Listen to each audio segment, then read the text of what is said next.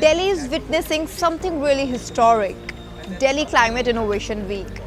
It is a one-of-kind of innovation event that is happening for the first time in India, and it is bringing together all the stakeholders under one roof. Yes, you heard it right, from policymakers to decision makers to the investors and ultimately the innovators, the startup founders. All have gathered to celebrate this Climate Innovation Week here today. So let's get into this video and see what kind of innovation is brewing and what is really happening in this Innovation Week. We're very happy to be convening the Delhi Climate Innovation Week 2026. Back in 2016, we actually ran India's very first solar hackathon. At that time, very few startups actually in clean tech in India, maybe we estimate 30 to 40 startups. This is the first time we are convening the Climate Week, and what we wanted to see amongst many other things was a lot of women participation. Well, ये तो थी Delhi Climate Innovation Week की कुछ glimpse. अब चलते हैं कुछ ऐसे innovative startups के पास जो world की बहुत ही ज़्यादा critical problems को अपनी उंगलियों पे solve कर रहे हैं. We are solving the circularity problem associated with the sanitary waste that no one has tapped for last couple of centuries. We have built entire circular economy concept around sanitary waste management, where we have designed world's first technology to recycle the used pads as well as nappies.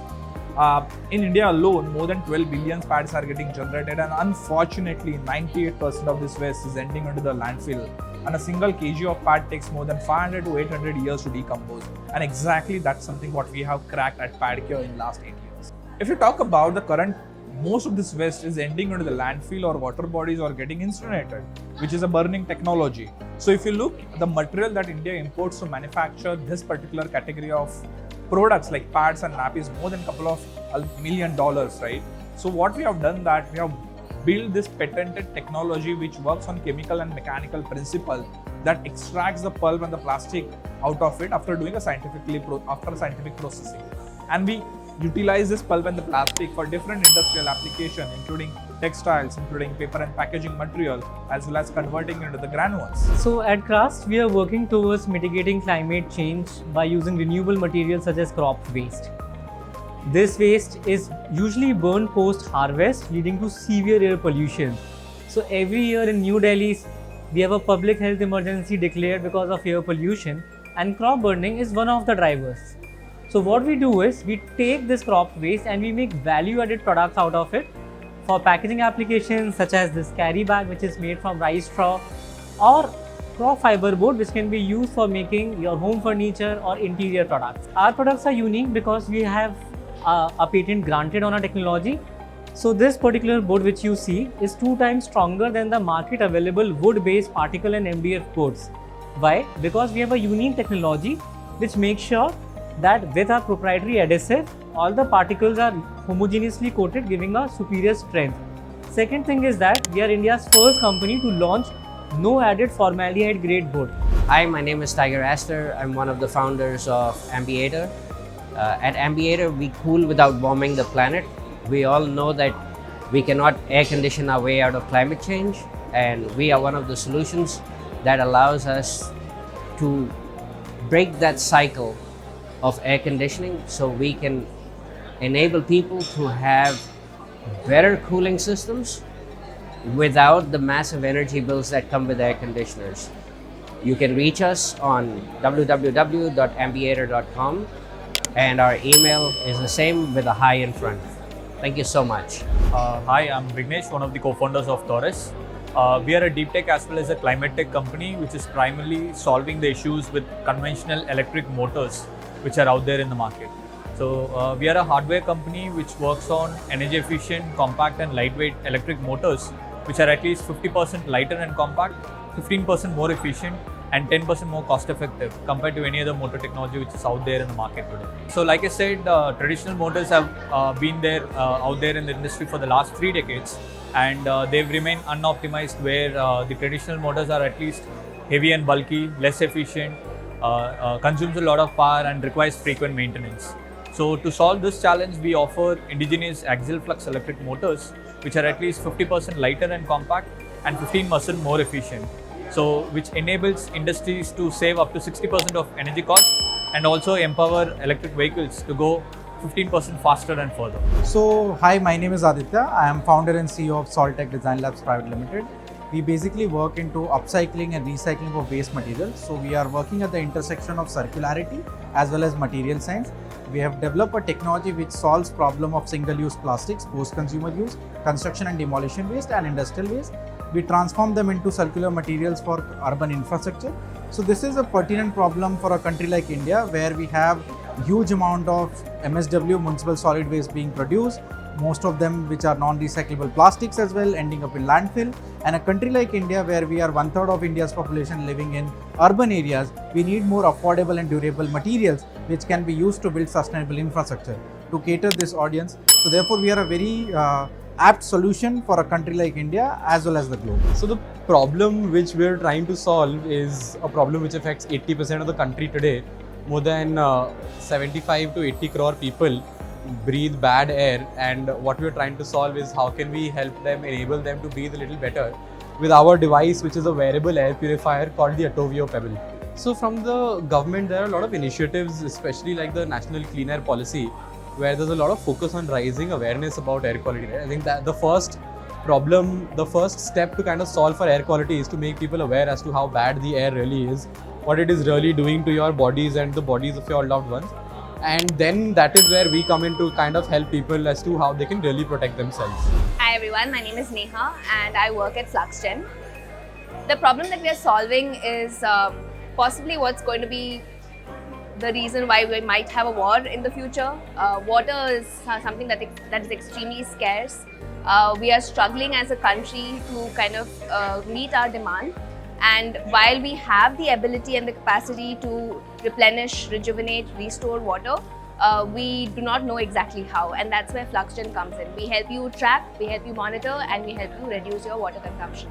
So our superpower is the fact that we use AI and IoT to map the kind of data that we need to collect and then analyze that data using chatbot to figure out how you can proactively take measures. So usually what happens is you might have a flow meter, but maybe you will get to know after a couple of months when you look at the log readings that okay, there is some leakage here. But we are able to kind of analyze it real time, and that real time data intelligence is what helps you inform and take proactive decisions. So global energy transition is basically dominated by lithium-ion batteries, which is the dominant technology in the market. But as we know, lithium-ion batteries, the key materials or critical minerals are not available within India. So there is a huge import dependence. Most of these batteries are imported from China. We don't have end-to-end manufacturing in India. And these batteries are not safe. So we often see the incidences of two-wheeler catching a fire, or we are not allowed to carry these batteries in check-in luggages. So safety is another concern with lithium-ion batteries, and sustainability, because these materials are not very abundant, and therefore we are trying to solve this problem by developing alternate chemistry which is based on sodium ion. So sodium is abundantly available, particularly within India, and sodium ion chemistry is much safer than lithium ion battery, and plus the life of sodium ion battery is more than 20 years. So we are trying to address the issue of safety, sustainability and self-reliance. We're very happy to be convening the Delhi Climate Innovation Week 2026, the inaugural week in Delhi. This is following the very successful models that have been built by the New York Climate Week, the London Climate Action Week, and we see a space for and a need for something similar in Delhi, and which is not just for India, but is really showing a leading position and role for India in the global south. As part of the Delhi Climate Innovation Week, the flagship conference, Mozambique Climate Conference, just concluded today, the second edition, and it was great to see the energy in the room, in fact multiple rooms, because we had a diverse set of stakeholders present, from investors, industry, ESOs, policymakers, academia, think tank, researchers, all of whom are really committed towards climate action, and more specifically innovation and technology towards climate action. Climate Collective has been building up the climate tech startup ecosystem in India for the last 10 years. we now see a huge opportunity to spread our wings in a way, right? So over the next few years, we want to build up something called the South-South Collective for the Climate, where we see ourselves as a nodal point to build a coalition of like-minded enterprise support organizations like ourselves who are leading organizations in their own countries. We're looking at countries like Brazil and India to start with, and then bringing in ESOs from countries like Colombia, Mexico, Kenya, Mauritius, the rest of South Asia, Vietnam, Philippines. We actually started 10 years ago, 2016. It's been a long journey to support clean tech startups. Back in 2016, we actually ran India's very first solar hackathon. At that time, very few startups actually in clean tech in India, maybe we estimate 30 to 40 startups.